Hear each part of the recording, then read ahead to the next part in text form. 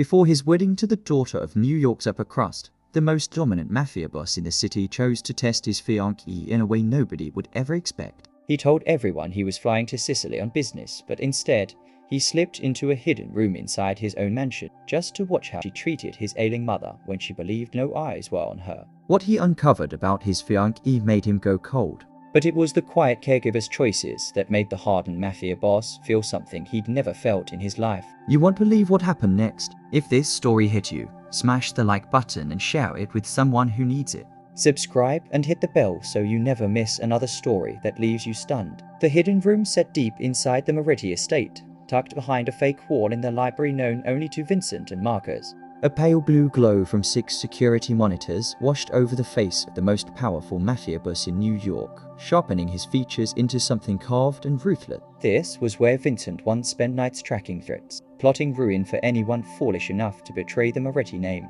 But today, the person under surveillance wasn't an enemy outside these walls. It was the very woman he planned to marry in a few short weeks. Vincent remembered his mother's words before he did this. Maggie had gripped his hand, eyes heavy with worry, and told him, "Watch how she treats your mother when she thinks you aren't there because that's her real face." He didn't want to believe it. He tried to bury the doubt, but now, sitting in this secret darkness, he knew he had to meet the truth head-on, no matter how much it would cost him. The main monitor showed the grand entrance hall. Vincent saw Serena at the doorway, wearing that sweet smile she always used when sending him off. She waved, lips shaping tender words he didn't need audio to recognize. "I love you. I'll miss you. Come back soon." Words that, only minutes ago, he still thought were real. The door shut, and in that exact instant, Vincent saw something that made his chest tighten like a trap. Serena's smile disappeared as if a switch had been flipped. The gentle expression fell away completely, replaced by a cold, measuring look he'd never once seen in the entire year at her side. Serena pulled out her phone and dialed fast. Vincent turned up the audio, and her voice rang sharp and clear inside the hidden room. "He's gone. Finally gone. Come here. Now." He, not darling. Not Vincent. Just he. Like he was nothing but a piece on her board. A chill crawled down Vincent's spine. But he didn't move. He'd lived long enough in the underworld to know that rushing only creates mistakes. He needed more. He needed all of it. 20 minutes passed in silence. Vincent didn't blink.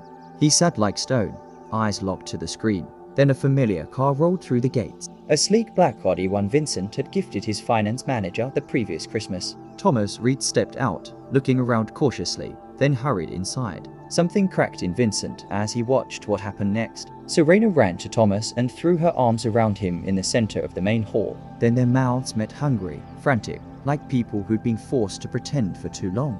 In the same spot where Vincent had knelt 6 months ago to propose. In the same place where Serena had cried and whispered, "This is the happiest day of my life." It had all been a performance. Every tear, Every smile, every vow. Vincent's hand tightened around the chair arm until his knuckles bleached white. His jaw locked. And if someone could have seen his eyes in that moment, they would have seen something like hell burning behind them. But he didn't burst out. Not because he was weak. Not because he was afraid. Because he knew this was only the surface. A con artist never carries just one secret, and Vincent needed the whole truth before he moved. He drew a long breath, forcing the rage down into the deepest pit of his chest, the way he'd done 1,000 times over 17 years of building an empire from ash. He stared at the monitor where Serena and Thomas still clung to each other, and he murmured, so cold the room seemed to frost, "Show me everything, Serena. Let me see who you really are after the kiss." Serena and Thomas drifted into the living room and sat on the red velvet sofa Vincent had imported from Italy as her birthday. Thomas poured wine, handed her a glass, and sat beside her with an uneasy look. He told her they had to stay patient, that after the wedding, it would all be easier. Serena cut him off, voice sharp with irritation. She said she was sick of patience. She played the perfect fiancée for an entire year.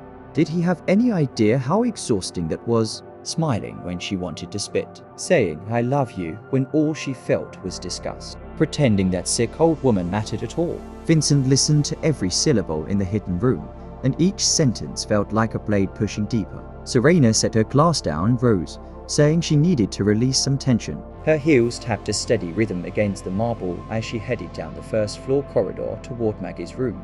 Vincent switched cameras fast, his pulse tightening as he realized exactly where she was going. Inside Maggie's room, Eve was gently helping her sit upright, offering water and her morning medication. The young caregiver, brown hair neatly tied back, said something that made Maggie smile. A rare smile on a face worn down by illness. Then the door slammed open without a knock. Serena stepped in, and the temperature of the room seemed to drop.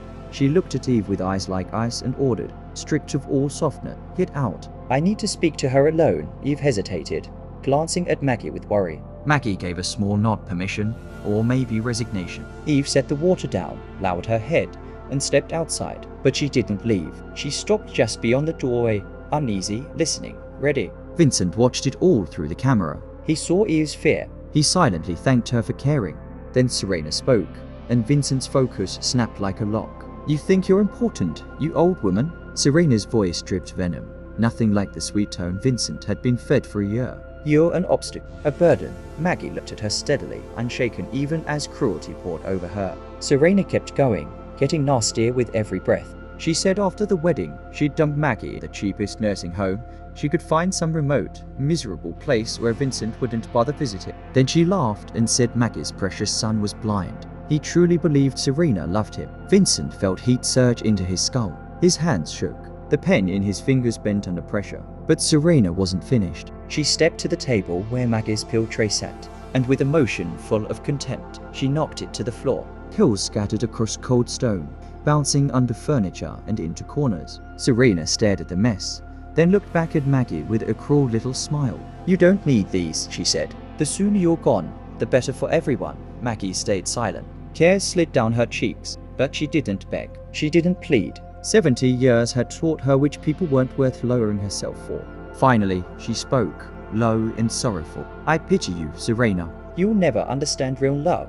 For half a heartbeat, Serena flinched like the words found something buried under her mask. Then anger snapped. She lifted her hand and slapped Maggie across the face. Not hard enough to knock her down. Hard enough to leave a red mark on the wrinkled cheek of a 70-year-old woman. "Keep your pity," Serena hissed, and turned on her heel, leaving Maggie alone with medicine scattered across the floor. In the hidden room, the pen shattered in Vincent's fist. Black ink spilled over his palm like spilled rage. His entire body trembled, not with fear, but with a kind of fury he hadn't felt in 17 years. "As a mafia boss," he whispered, voice so cold the air seemed to freeze. "She put her hands on my mother."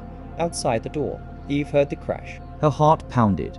She wanted to rush in, to stop it, but she was only a caregiver. A housemaid with no authority in this world. Then she heard the sharp click of heels moving away. Eve lowered her head, pretending to be invisible as Serena strode past without even looking at her, as if Eve was furniture. But Eve felt the chill that came of Serena cold from a heart that didn't hold humanity. When Serena's footsteps faded, Eve pushed the door open and stepped inside. What she saw squeezed her chest tight. Maggie sat on the bed, tears streaming, the red handprint stark against her cheek. On the floor, pills lay everywhere under the bed, near the cabinet, tucked into corners. Eve didn't speak. She dropped to her knees on the cold stone and began collecting them one by one. She wiped each pill carefully with the edge of her blouse, checking for cracks, for damage. These weren't just tablets, these were Maggie's lifeline, the thin line helping her fight Parkinson's as it stole control from her body. Eve wouldn't waste a single one. In the secret room, Vincent watched, and the fury inside him shifted, loosening into something unfamiliar. He saw the young woman kneeling on cold stone, gathering pills like they were gemstones. He saw her cleaning each one with quiet devotion. Serena had scattered them in one contemptuous second. Eve recovered them one by one with love. That contrast pinned Vincent to his chair. When she finished, Eve rose, fetched a fresh glass of water, and returned to Maggie's bedside. She helped her sit comfortably, slid a pillow behind her back, and spoke softly, warm as sunlight breaking through clouds. "Maggie, let's take your medicine." Maggie looked at her, tears swelling again, different tears now. Tears of being moved, of being cared for. She took Eve's hand, voice trembling. "My child, you don't have to suffer this for me. You should leave this house." Eve shook her head. Her brown eyes held a steadiness that couldn't be pushed over. She squeezed Maggie's hand and said Maggie was her family, the only family she had left. She would not abandon her. Not ever. Maggie choked on a sob. Over 2 years, Maggie had come to see Eve as a daughter. The young woman with sad eyes and a smile that stayed warm had brought her comfort even Vincent couldn't offer, because Vincent was always away, always working, always fighting was no one saw. Eve had been there through sleepless nights, read to her when loneliness crept in, massaged numb legs every morning without complaint. And now, even after cruelty, she still chose to stay. Serena called Maggie a burden. Eve called her family. Serena wanted Maggie removed. Eve swore she'd never leave. Serena slapped to prove power. Eve held her hand to give love. In the hidden room, Vincent sat without speaking. He watched Eve on the monitor feeding Maggie each pill gently, wiping tears from her cheeks, like this was the most natural thing in the world. Vincent had passed this girl 100 times in this mansion and never truly noticed her. To him, she'd been background, Staff, a shadow, but now he saw her. not a servant, not a ghost. A person with a heart bright enough to cut through the lies in his house. The real light hadn't come from Serena's polished beauty and sweet words. The real light came from the girl kneeling to gather scattered pills, holding his mother's hand, calling her family. Vincent stared at the screen, and for the first time in years, a question not tied to enemies or business rose in.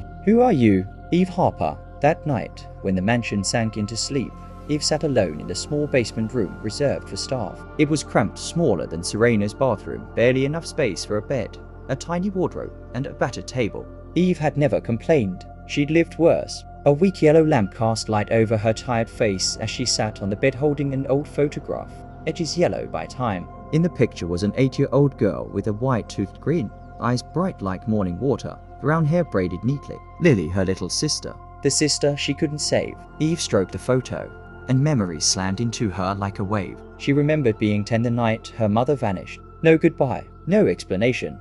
The next morning, an empty closet and a crumpled note, jagged apology scrawled across it. I'm sorry, I can't do this anymore. And just like that, the woman who gave birth to her disappeared forever. Her father couldn't handle it, or maybe he'd been broken long before. He drowned himself in alcohol, and when drunk, he poured rage onto innocent children. Eve remembered using her own body to shield Lily and Daniel, taking blows so they wouldn't. Lily crying in the corner, Daniel trembling, whispering sister, the strap cracking down until pain went numb. When Eve was 15, her father died of cirrhosis. He left nothing but debt and 3 children who didn't know what they'd eat tomorrow. Eve dropped out of school and took every job she could: dishwashing, cleaning offices, delivery work, anything that paid. She didn't complain. She only knew she had to survive, because Lily and Daniel needed her. Then, at 17, Lily was diagnosed with leukemia.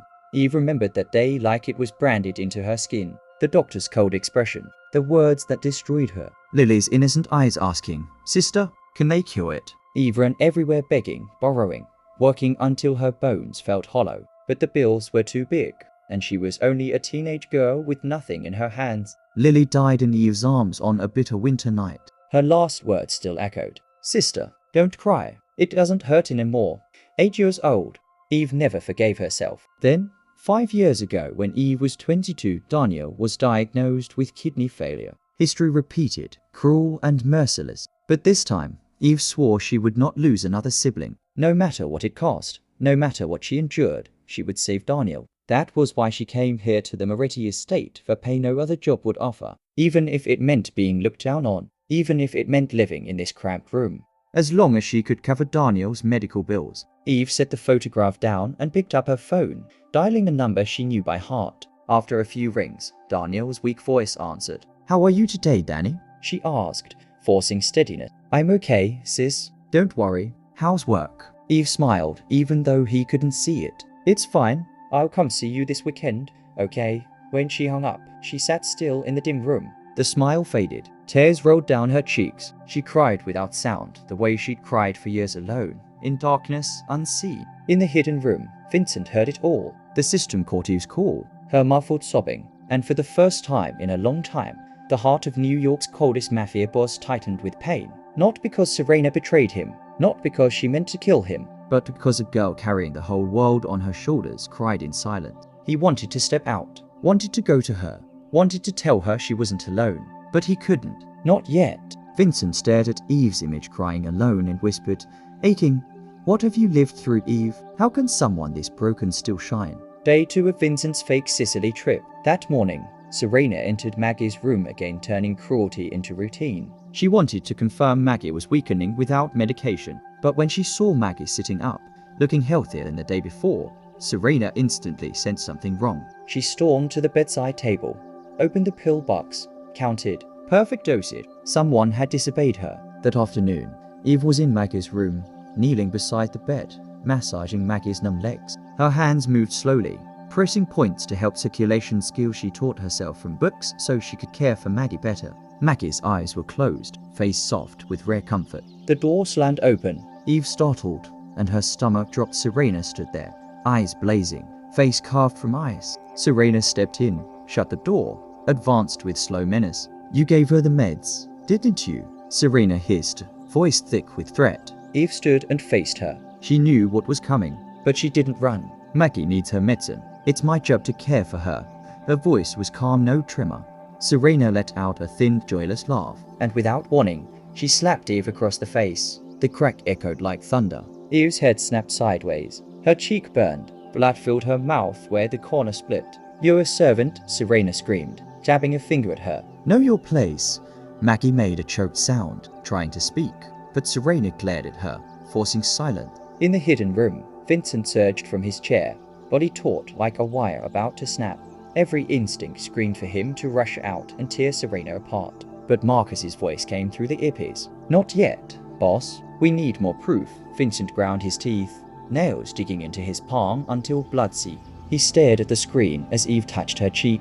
But what shocked him, she didn't cry. She didn't retreat. She didn't bow. Eve looked Serena straight in the eyes, and in her brown gaze was something Serena had never seen from staff: unbreakable resilience. "Hit me if you want," Eve said steadily. "I won't hit you back, but I won't stop caring for Maggie," Serena jolted. She was used to fear, used to people folding. But this girl, ordinary, powerless, looked at her like she was nothing. Eve spoke again, calm as steel.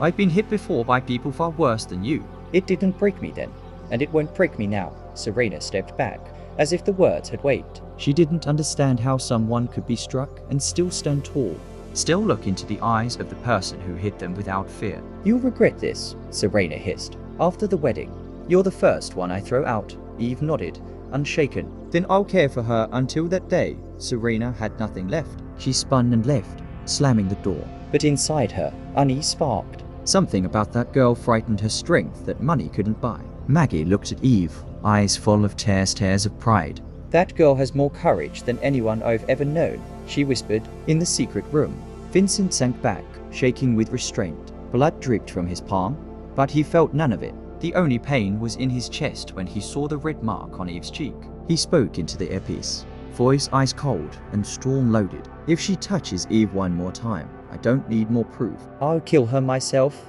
Marcus went silent. He'd served Vincent long enough to know those words weren't thrown casually. For the first time in years, Marcus realized Vincent had placed someone beside his mother in the circle he'd died to protect. That ordinary caregiver everyone overlooked had found her way into the heart of New York's coldest mafia boss. Night 2 fell like a curtain over the estate. When the mansion sank quiet, Serena and Thomas met again in the living room. Bolder now. They didn't know cameras hid in every corner. They didn't know every word was being recorded by the man they planned to destroy. Vincent watched from the hidden room as Serena poured Thomas a drink and sat close beside him. The rage over Eve's slap still burned in him, but he stayed steady. He needed the whole truth. Thomas drank, opened his leather briefcase, and pulled out documents. He told Serena the prenuptial agreement had been revised. After the wedding, if there was a divorce, she'd get 60% of Vincent's assets. Serena frowned, dissatisfied. "Divorce is too slow," she said. She asked about the other plan. Thomas set his glass down, voice lowering. He said the problem was the old woman. As long as Maggie lived and stayed lucid, she could still influence Vincent. They needed to declare her legally incompetent. Serena nodded, a vicious smile forming. She said she had a doctor who could be persuaded. Once Maggie was declared incompetent, they could move her into a facility. Out of sight, out of mind. Vincent's blood started boiling, but he held himself still. He kept listening. Thomas asked what came next, greed flickering in his voice. Serena leaned in, whispering poison. Then they'd wait until Vincent trusted her completely and when the timing was right. Accidents happened all the time. She laughed, cold and sharp, and the sound slid under Vincent's skin like ice. She didn't just want his money, she wanted him dead. Thomas laughed too, then reported what he'd already done. He'd transferred part of Vincent's money into a Swiss account, 10 million so far, and Vincent had no idea. He'd forged signatures on asset transfers so that when everything cracked open, they'd already have enough to disappear and start over in Europe. Serena kissed his cheek like a reward. Soon, she said, they'd have everything Vincent's wealth, their freedom, a luxury life where nobody could touch them. And Vincent? He would have nothing. No money, no mother, no life. In the hidden room, Vincent sat utterly still. What he'd heard hit like ice water and like flame burning away the last illusion. He already knew Serena was cheating. He already knew she was cruel. But he didn't expect this depth of ruthlessness. They wanted to erase his mother, steal his empire, and kill him. Vincent stared at the screen where Serena and Thomas laughed, mapping out evil with careless confidence. A smile rose on Vincent's mouth, no warmth in it. A predator's smile. She wanted to play games with a Moretti, he murmured, voice threaded with menace. Then I'll teach her how we play. He called Marcus. When Marcus answered, Vincent's order was short and final. Dig deeper. Everything about Serena Blackwood. Everything. From birth to now. I want to know who she really is. Marcus agreed immediately. Vincent hung up and returned his gaze to the screen. Serena and Thomas sat there, unaware their fate had already been decided. They believed they controlled everything. They were wrong. In Vincent Moretti's world, traitors only had one ending. Day 3 began with Marcus calling urgently. Vincent sat in the hidden room watching Serena when his phone vibrated. He answered at once. Marcus's voice was tight, urgent. Boss, I've got something. Something big. You need to hear it now. Vincent didn't look away from the camera. Say it. Marcus inhaled like he couldn't believe his own words. Serena Blackwood doesn't exist. Vincent frowned. What do you mean? Marcus's tone grew more serious. The real Serena Blackwood died in a car crash in Europe 5 years ago. The woman in your house, the one you were going to marry, her real name is Serena Miller. It hit Vincent like a fist to the stomach. He didn't speak. He let Marcus continue. Serena Miller, Marcus said, was born in a Chicago slum.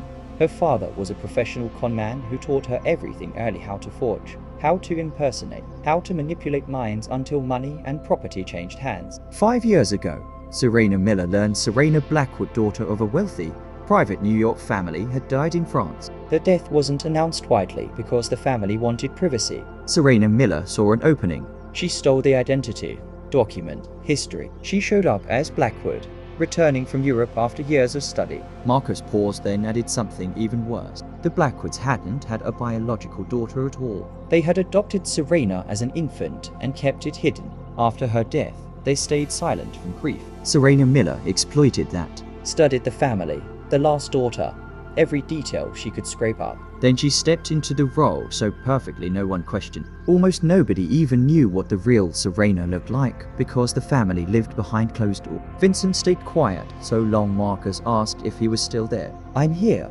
Vincent finally said, voice low and freezing. He stared at Serena on the feed casual, scrolling her phone, completely unaware her mask had just been ripped off. A bitter taste rose in his throat. He was a mafia boss. A man hardened by wars, yet he'd been played. He'd slept beside her, proposed to her, planned a future, and it was all theater designed to steal everything and end his life. Vincent breathed slowly, letting anger settle into something colder, sharper, more lethal. She's not just greedy, he said. She's a professional. Marcus confirmed he had evidence, fingerprints, records that didn't match, financial trails. One order and Marcus could move. Vincent nodded, though Marcus couldn't see it. This isn't betrayal anymore, Vincent said. It's war, and in war, Vincent Moretti didn't lose. His voice turned steady, ruthless. I want her ruined, Marcus. Completely. Nothing left to crawl back to. Nowhere to hide. She played with fire, now she burns. That afternoon, Serena started feeling uneasy. She realized Eve was always near Maggie, always present, always watching. Serena wasn't stupid. She lived on deception. She could smell secrets, and that caregiver was hiding something behind those gentle eyes. Eve walked down the first floor corridor carrying Maggie's dinner tray when Serena stepped from the shadows. Before Eve could react, Serena grabbed her by the collar and slammed her hard against the wall. The tray crashed. Serena didn't care. Her eyes drilled into Eve. I know you've been listening, she hissed. What did you say to that old woman? Eve forced calm while her heart raced. I don't know what you mean, Serena smiled thinly. Don't lie to me. I have connection. Then she said Eve's name. Eve Harper. Eve froze. Serena's smile sharpened. And I know about your brother. Daniel. Kidney failure. Waiting for a transplant. Eve jolted like she'd been stabbed. Daniel. Serena watched fear bloom and felt satisfaction. If you talk, Serena said softly. Cruelly. I'll make sure Daniel never gets that kidney. I can take his name off the list. He'll die waiting. Eve trembled. Rage rose. But Daniel's pale face flashed in her mind. She couldn't risk him. Please. She choked, voice breaking. Please leave him alone. It was the first time Eve begged Serena for anything. Serena released her, eyes triumphant. Then keep your mouth shut. Understood? She walked away, leaving Eve shaking in the corridor. In the hidden room, Vincent saw it all. Fury fled like gasoline catching fire, but he forced it down. One more day. Tomorrow it would end. That night, Eve couldn't sleep. She lay on her bed staring at the ceiling as thoughts spun like storms. Daniel. Lily. Everything she'd lost. Everything she'd endured. Eve wasn't afraid for herself. She'd lived with pain too long. She was afraid for Daniel. She was afraid one wrong move would kill him. And yet, she couldn't abandon Maggie, the woman who treated her like a daughter, who'd given her a feeling of love she'd never truly known. Eve sat up, turned on the lamp, pulled paper and pen from the drawer. She didn't know what tomorrow would bring, but she wanted to leave something behind in case the worst happened. She wrote slowly, with her whole heart. Dear Maggie, if anything happens to me, please know you're the mother I never had. Caring for you isn't work. It's an honor. Please be strong. I love you. Eve. She folded the letter, tucked it away, and sat in silence. Tears slid down her cheeks. She didn't wipe them. She let them fall the way she always had, quietly, alone. In the hidden room, Vincent watched her write. He couldn't read the words at first, but he saw her shoulders trembling, saw tears track down her face, saw her fold the paper with shaking hands. Something pulled him. He zoomed the camera. He saw the letter in the drawer, crooked handwriting, raw sincerity. He read it, and something in him broke. Tears, something he believed had died 17 years ago when his father was murdered, wet the corners of his eyes. He didn't cry when Serena betrayed him. He didn't cry when he learned she meant to kill him. He cried for a battered girl preparing for her own death, still leaving love behind for someone else. Enough, Vincent whispered, voice filled with decision. Tomorrow I end it. He called Marcus. Change the plan. We move tomorrow, early. I'm not letting her survive one more day. Morning of day for 3 days earlier than planned. An engine rolled up outside the gates. First light touched the garden as Vincent's black Rolls Royce turned into the stone drive. In the dining room, Serena ate breakfast with Thomas. They'd grown bold, no longer hiding in this house. When Serena heard that engine, she dropped her fork, ran to the window, and stared down. Her face went corpse white. It's Vincent, she whispered. He's back early. Thomas shot up, nearly spilling coffee. What? How? Serena spun, panic blazing. Hide. Now. Out the back, Thomas didn't hesitate. He grabbed his jacket and bolted through the rear door into the garden. Serena inhaled hard, forcing herself into control. She smoothed her hair, adjusted her silk nightdress, and set her face into calm. She'd acted for a year. She could act a little longer. The front door opened. Vincent walked in wearing a dark grey suit, hair slicked back, face carved like marble. To outsiders, he looked like a powerful businessman returning from a trip. They wouldn't see the mafia boss restraining a rage that could turn the world to ash. Serena rushed to him, smiled bright and practiced. My love, back so soon. I missed you. She wrapped him in an embrace and kissed his cheek with flawless affection. Vincent smiled, hands settling around her waist like always. But if Serena had been smarter, she would have noticed the embrace held no warmth and the smile didn't reach his eyes. I couldn't stay away, Vincent said smoothly. Sicily is dull without you, sweet as honey, cold as ice to anyone who truly listened. Serena exhaled relief. She sensed nothing. She only saw her fiancé still loving, still trusting, still blind. Vincent kissed her forehead, the gesture he'd used 100 times. But this time, while his lips touched her skin, his eyes flicked toward the rear door Thomas had fled through. That gaze promised a storm. Serena led him into the living room, asking about Sicily, pretending warmth. Vincent answered every question with the calm precision of a seasoned liar describing meetings that never happened, meals he never ate, scenery he never saw. Because he never left, Serena believed every word. Why wouldn't she? In her mind, Vincent was still the powerful man, foolishly in love, easy to manipulate. That afternoon, Vincent suggested something that surprised her. Tonight, he said, voice bright with practiced excitement, let's have a family dinner. You, me, my mother and Eve too. I want to celebrate being home.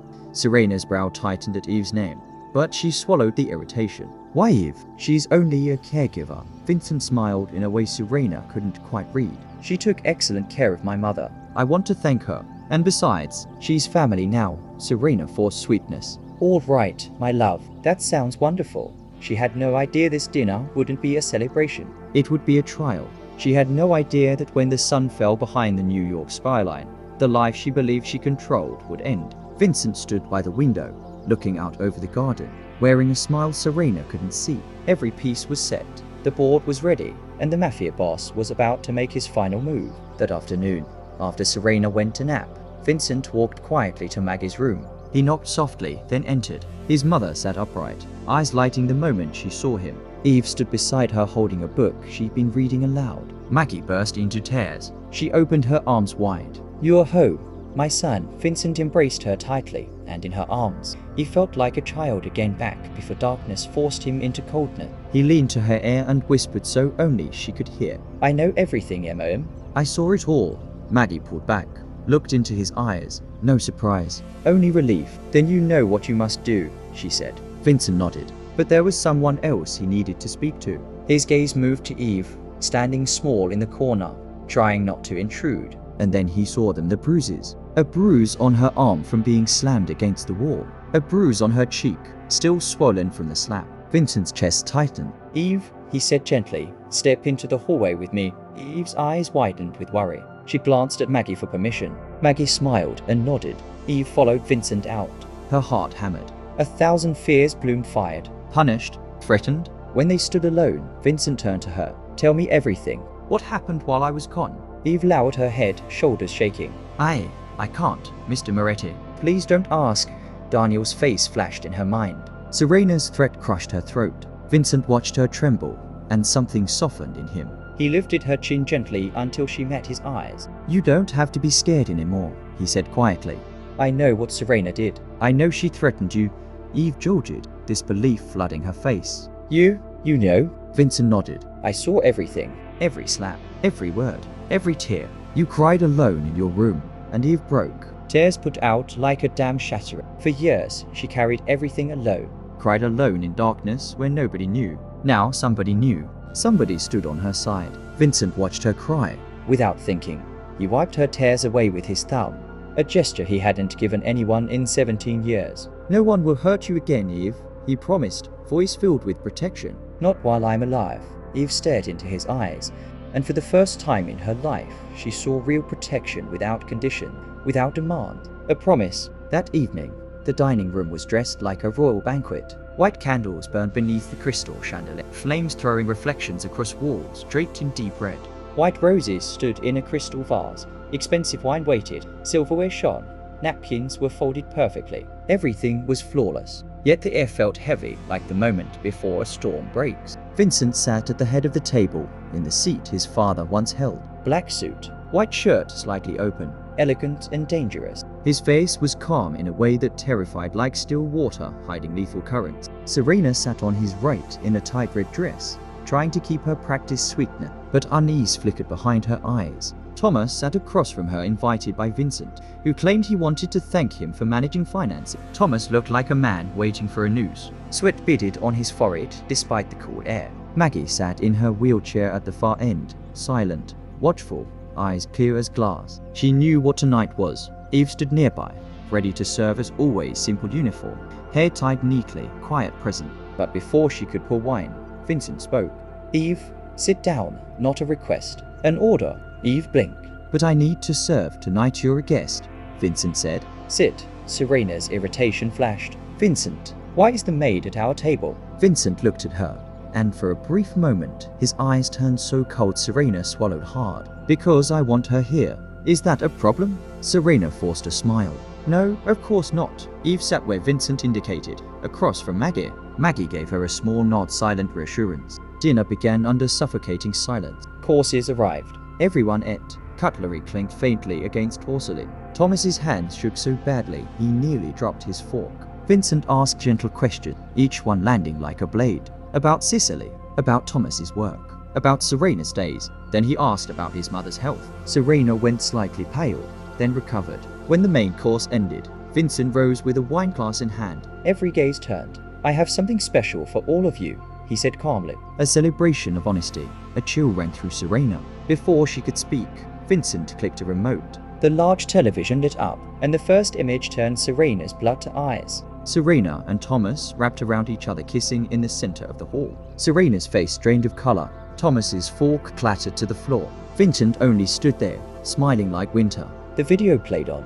Next, Serena in Maggie's room, face twisted with hate. You think you're important, you old woman? You're an obstacle, a burden. Serena at the table went paler with every second. Then, Serena knocking the pill tray onto the floor. Then, Serena slapping Maggie. Then, Serena slapping Eve. You're just a servant. Know your place. Eve's heart tightened watching Maggie suffer again. Maggie sat expressionless, braced. The video continued. Serena and Thomas plotting wealth theft. Prenup manipulation, declaring Maggie incompetent, moving her away. Then the line that froze the room. Accidents happen all the time. Thomas couldn't take it. He leapt up, chair crashing, and lunged for the door. But the dining room doors opened. Marcus walked in with 6 men in black suits. They moved fast, sealing exits. Thomas stopped dead, face white. Serena looked around and realized she was trapped. She turned to Vincent, wild desperation in her eyes. Vincent, please, let me explain. Vincent smiled thinly, voice cold and final. Explain what? Explain the nursing home. Explain hitting my mother. Explain threatening someone I care about. Serena collapsed, sobbing, crawling to Vincent's leg like a beggar. Please. I love you. I really do. Vincent looked down at her like she was an insect. Love? You don't even know the meaning. He stepped back like her touch was filth. Then he said the words that shattered her completely. And one more thing. I know you're not Serena Blackwood. Serena lifted her head, horror widening her eyes. Vincent's voice slayed Isaac. The real Serena Blackwood died 5 years ago. You're Serena Miller. A conman's daughter. A fraud. A nobody. Serena's mouth opened. No sound came. Thomas saw the mask collapse and understood there was no escape. He dropped to his knees and spilled everything money overseas. Forged papers, plans. He begged. Vincent didn't even look at him. He gave one short order. Take them. They're going to learn what it means to betray a Moretti. Marcus nodded. Men seized Thomas and dragged him away. Men grabbed Serena. Serena's despair turned to rage. She screamed, fought, clawed. Then, as she passed Eve, she shrieked, eyes blazing. This isn't over. I'll destroy you. Eve didn't answer. She stood still, calm. No fear. No hate. Just a quiet peace settling inside her. When Serena and Thomas were gone, Vincent walked to Eve. The eyes in his voice softened into something almost unbelievable. It's over. She'll never hurt anyone again.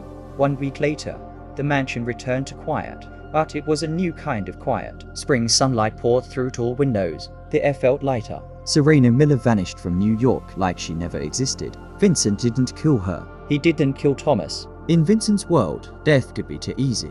Instead, he seized every dollar they stole, exposed Serena's identity to the upper circle, and made sure no door in any city touched by Moretti influence would ever open to them again. When Marcus asked why Vincent didn't end them, Vincent only smiled coldly. Death is mercy. I want them alive enough to understand they lost everything. As the darkness faded, a new chapter began. That afternoon, Vincent summoned Eve to his office. She stepped in worried, expecting punishment. The room still felt enormous, lined with shelves, dominated by the oak desk that always made her feel small. But today, Vincent's eyes held gentle. From now on, he said, you're not a caregiver. Eve froze. Your family. Her breath caught. I don't understand, Mr. Moretti. Vincent rose, stepping closer. You'll have a real room, not a staff basement. You'll eat with us, not serve. And call me Vincent. Eve wanted to refuse. She was used to shadows, used to believing she didn't deserve warmth. But then the door opened and Maggie rolled in smiling. Take it, my daughter, Maggie said softly. You deserve it. Eve's eyes filled. Then Vincent continued, a rare hesitation in his voice. And your brother? Daniel, Eve jolted. Vincent met her gaze. All bills are paid. He's in the best hospital in New York. They found a matching donor. Surgery into weeks. Eve couldn't breathe. Daniel saved. Who did this? She whispered. Vincent didn't answer. He only smiled slightly and looked away, as if it didn't matter. But Eve knew. No thank you could ever fit the size of what he'd done. Maggie opened her arms. Eve dropped to her knees and let Maggie pull her close. You're our family now, Maggie whispered, stroking Eve's hair. You always were? Eve cried in her embraced stares of belonging. Vincent watched them, a faint smile touching his lips. Not because he took revenge. Because he gave happiness to someone who deserved it. Late that night, moonlight poured through the windows. Vincent went to Maggie's room, knocked softly, stepped in. She was awake, as if she expected him. He pulled a chair beside her bed like he used to at 10 when nightmares drove him to her. Maggie looked at him with love and understanding. You've been watching her, Maggie said gently. Eve, Vincent lifted his head, surprised. Am I that obvious? Maggie laughed softly. A mother always knows. Vincent exhaled and stared at the ceiling. He didn't know how to name what was happening inside him. For 17 years, he built walls and let nobody. Now a quiet young woman with sad eyes and a warm smile had cracked those walls without trying. I don't know what I'm feeling anymore, MOM, he admitted. After Serena, I don't know if I can trust again. Maggie took his hand, wrinkled, trembling from illness, but warm enough to steady him. Serena was a mirror, Maggie said slowly. She only reflected what you wanted to see. But Eve is a window. She shows you who she is, broken parts and all. Vincent went silent, turning the words. Serena's polished mask, Eve's honest pain. But what if I hurt her? Vincent asked. What if I don't know how to love anyone? Maggie smiled and squeezed his hand. The fact you're asking proves you do. A man without love doesn't fear causing pain. Warmth spread in Vincent's chest like a lamp turning on. He kissed Maggie's forehead. As he turned to leave, Maggie spoke again. I told you to watch how she treated me when she thought no one was looking. You saw something real. Don't let fear steal it. Vincent paused, looked back, nodded. A decision settled inside him. In the weeks after, Vincent changed in ways even he didn't fully notice. Fewer late meetings. More time at home. Marcus noticed and only smiled. Maggie noticed and quietly thanked fate. One early summer morning, sunlight filled the garden. Vincent stepped onto the balcony and saw Eve watering Maggie's flowers. She wore a simple floral dress, hair tied up, neck exposed. She smiled and spoke to the plants like they could hear, laughing like wind chimes. Vincent watched without moving, unwilling to break the peace. For the first time in years, he felt calm, like darkness dissolved when she smiled. Eve sensed a gaze. She looked up and met his eyes. Her cheeks flushed. She bent down quickly, pretending to focus on flowers. Vincent smiled, a real one. Family dinners became routine. Not in the formal dining hall, but in the warm kitchen under soft yellow light. One night, Vincent asked Eve about her life, what she loved, what she wanted, what dreams she had. Eve fidgeted, embarrassed. No one ever asked her that. Dreams were a luxury she never allowed herself. I never really thought about dreams, she admitted quietly. I've been too busy surviving. Vincent looked at her gently. Then it's time you start dreaming. He said it like a promise. One late night, Eve couldn't sleep. She climbed to the rooftop, seeing New York glitter like stars. She didn't expect company. Vincent was already there, leaning on the railing, staring into the distance. You can't sleep either? He asked softly. Eve nodded and stood beside him. They were quiet for a long time, just city lights and wind. Then their hands brushed. No one knew who moved first, but neither pulled away. Their fingers stayed together, warmth against cool night air. Why are you so good to me, Vincent? Eve whispered. Vincent turned, moonlight softening his face. Because you showed me what real kindness is, he answered honestly, and I want to learn it from you. The sincerity made Eve's heart stumble. They stared at each other, no words needed. Something was changing, something precious, growing from moments this small. A month passed. Daniel's transplant succeeded. He recovered. Eve felt happiness like she'd never known. But Vincent saw sorrow still living behind her eyes, a wound with a name. Lily. One weekend afternoon, Vincent went to Eve with an offer. There's somewhere I want to take you. Eve hesitated, then nodded. She trusted him. The Rolls-Royce moved through the city toward quieter streets. Eve didn't ask. She let trust carry her. When the car stopped, Eve looked out and her breath caught. A cemetery. Rows of pale stones under old trees. Vincent opened her door and offered his hand. In his other hand was a bouquet of pure white flowers. He guided her along the gravel path until they stopped under a cherry tree. Eve read the stone.